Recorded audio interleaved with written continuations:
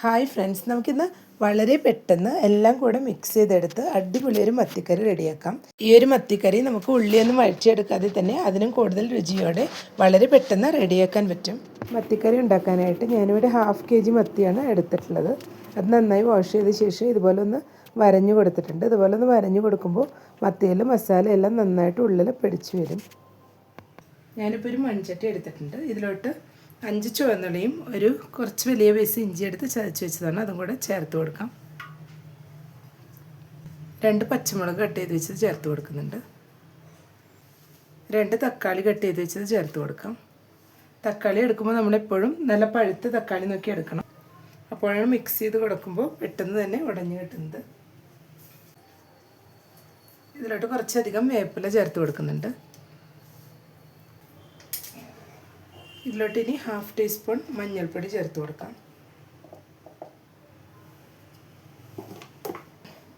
3 table spoon Kashmiri chilli powder ചേർത്ത് കൊടുക്കുന്നുണ്ട്. ഞാനിതിലോട്ട് മുളക് പൊടി കുറവാണ് ചേർത്ത് കൊടുക്കുന്നത്. കാശ്മീരി ചില്ലി പൗഡറാണ് കൂടുതൽ ചേർത്ത് കൊടുക്കുന്നത്. ഇതിലോട്ട് 1 ടേബിൾ സ്പൂൺ മുളക് പൊടി കൂടെ ചേർത്ത് കൊടുക്കുന്നുണ്ട്. ഇതിലോട്ട് ഇനി വെളിച്ചെണ്ണ ചേർത്ത് കൊടുക്കാം.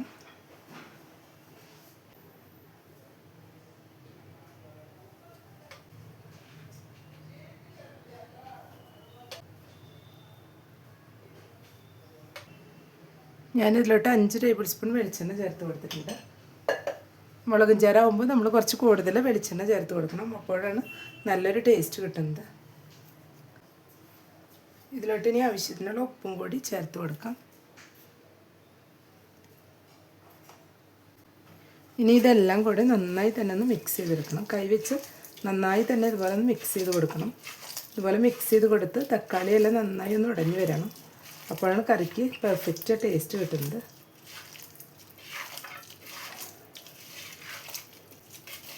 ഇതുപോലെ മിക്സ് ചെയ്തെടുക്കുമ്പോൾ തന്നെ വെളിച്ചെണ്ണയുടെയും വേപ്പിലയുടെയും എല്ലാം കൂടി നല്ലൊരു സ്മെല്ലായിരിക്കും.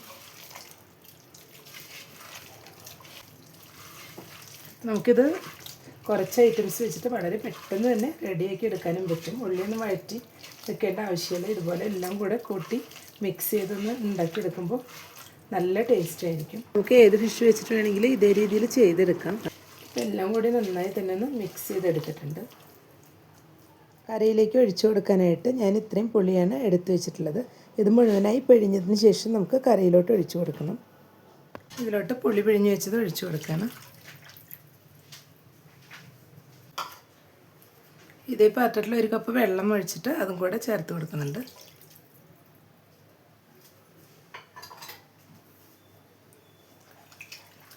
ഇതെല്ലാം കൂടെ ഒന്നുകൂടെ ഒന്ന് കൈവച്ചൊന്ന് മിക്സ് ചെയ്തെടുക്കാം. ഇനി നമുക്ക് ഇതൊന്ന് ബോയിൽ ചെയ്തെടുക്കാം. ഫ്ലെയിം ഒന്ന് ഓൺ ചെയ്ത് കൊടുക്കാം.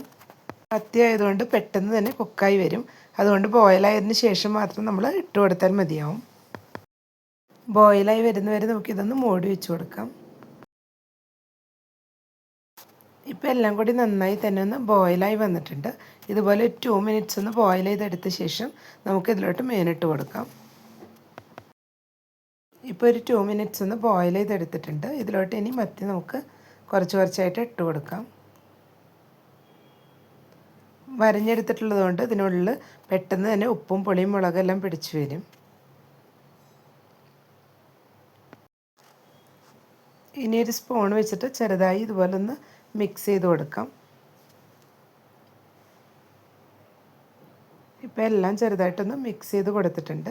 ഇനി നമുക്കിത് കുക്കാവുന്നവരെ ഒന്ന് മൂടി വെച്ച് കൊടുക്കാം. മത്തി ആയതുകൊണ്ട് തന്നെ പെട്ടെന്ന് തന്നെ ഇത് കുക്കായി വരും. 5 മിനിറ്റിനുള്ളിൽ തന്നെ ഇത് റെഡിയായി കിട്ടും. നമുക്കിതൊന്ന് മൂടി വെച്ച് കൊടുക്കാം.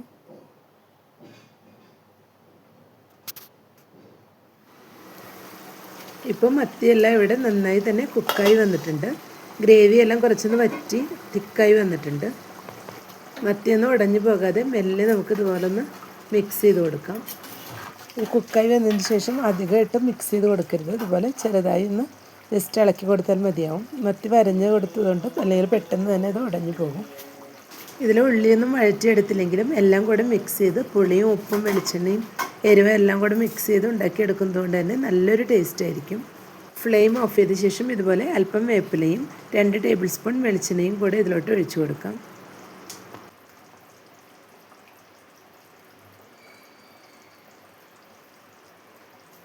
കറി നമ്മളൊന്ന് മൂടി വെച്ചതിന് ശേഷം കുറച്ച് നേരം കഴിഞ്ഞെടുത്ത് കഴിക്കുമ്പോൾ നല്ലൊരു ടേസ്റ്റ് ആയിരിക്കും.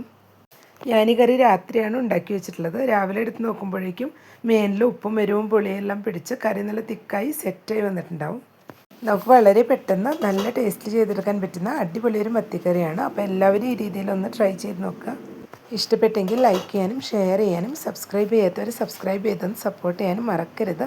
താങ്ക്